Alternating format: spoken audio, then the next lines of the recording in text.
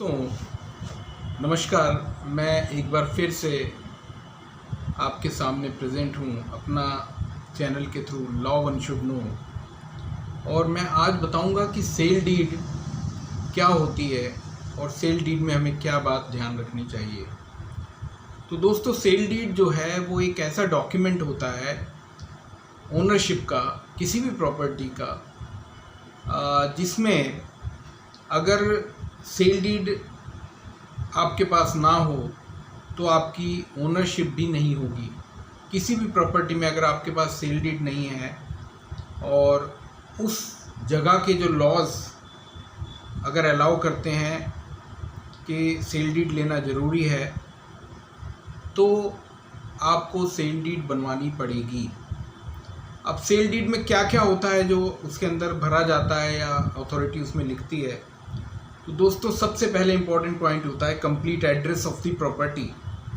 जिस प्रॉपर्टी को आप सेलर से ले रहे हैं, आप परचेज़र हैं, वो सेलर है, तो जो प्रॉपर्टी आप सेलर से ले रहे हैं उसका एड्रेस, दोनों पार्टीज़ के नाम उस सेल डीड में ज़रूर होने चाहिए। फिर उस पर जो रजिस्ट्रेशन है, उस प्रॉपर्टी का जो रजिस्ट्रेशन अथॉरिटी करती है उसका एक यूनिक आइडेंटिफिकेशन नंबर होता है, वो उस पर ज़रूर होना चाहिए। डेट ऑफ प्रॉपर्टी रजिस्ट्रेशन उस पर ज़रूर होनी चाहिए। इसके बाद आपका और भी जो डायमेंशंस हैं प्रॉपर्टी की वो उस पर ज़रूर होना चाहिए। और जो भी उससे रिलेटेड टैक्सेस वगैरह अगर पे किए हैं आपने तो वो भी उस पर मेंशन होने चाहिए। 4% या 6%, जैसे दिल्ली में हम देखते हैं तो 4 या 6% प्रॉपर्टी टैक्स के रूप में जमा होता है at the time of registering the property.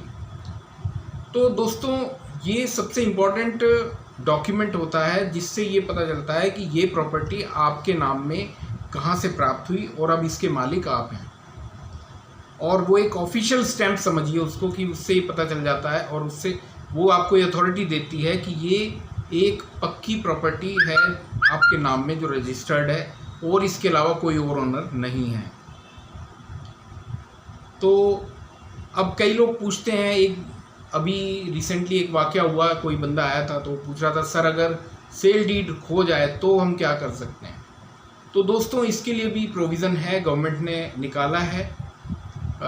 अगर आपकी सेल डीड ओरिजिनल गुम गई है तो आप जिस जगह से आपने पहले सेल डीड बनवाई थी, जिस प्रॉपर्टी रजिस्ट्रार से आपने वो बनवाई थी, आप उसी ऑफिस में दोबारा जाकर सेल डीड की कॉपी के लिए, डुप्लीकेट कॉपी के लिए अप्लाई कर सकते हैं। उसमें आप अगर पुरानी कॉपी हो तो वो भी लगा सकते हैं। उसका आइडेंटिटी नंबर, प्रॉपर्टी का नाम, एड्रेस और आइडेंटिटी प्रूफ, ये सब आप लगा करके एप्लीकेशन में और रजिस्ट्रार ऑफिस में, सब रजिस्ट्रार ऑफिस में जमा करा सकते हैं। और एक वेरिफिकेशन प्रोसेस कंप्लीट हो जाने के बाद वो आपको डुप्लीकेट कॉपी इशू कर देंगे। तो दोस्तों ये तो बात हुई अगर सेल डीड आपकी गुम जाए तो। अब अगर आपने प्रॉपर्टी रजिस्टर कराने के बाद उसको म्यूटेशन नहीं कराया तो उसका क्या इफ़ेक्ट है।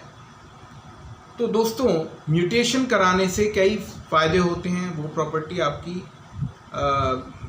जो अथॉरिटीज़ हैं उसमें भी उस प्रॉपर्टी का नाम, उस प्रॉपर्टी जिसके नाम में है उसका नाम उन अथॉरिटीज़ में, एमसीडी, जल बोर्ड, इन सब में रजिस्टर कराना ज़रूरी होता है, म्यूटेशन कराना जिसे कहते हैं।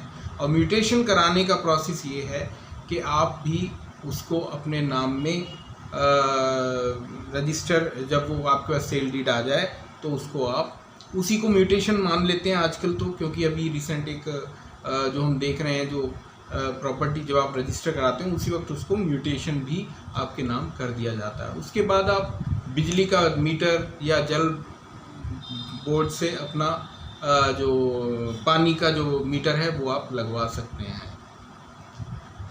तो दोस्तों ये थी जानकारी सेल डीड और उससे रिलेटेड जो और भी ज़रूरी बातें हैं उसके बारे में। इसके अलावा आप और कोई भी जानकारी आप लेना चाहते हैं तो आप मेरे चैनल पे मुझे उसके बारे में कमेंट सेक्शन में बता सकते हैं। और इसके साथ ही मैं आपसे ये उम्मीद करता हूँ कि आप मेरे चैनल को लाइक एंड सब्सक्राइब करेंगे और बेल आइकन को प्रेस करेंगे, और मेरे चैनल को आप और भी शेयर भी करेंगे, लाइक एंड शेयर भी करेंगे। So okay, thank you, take care.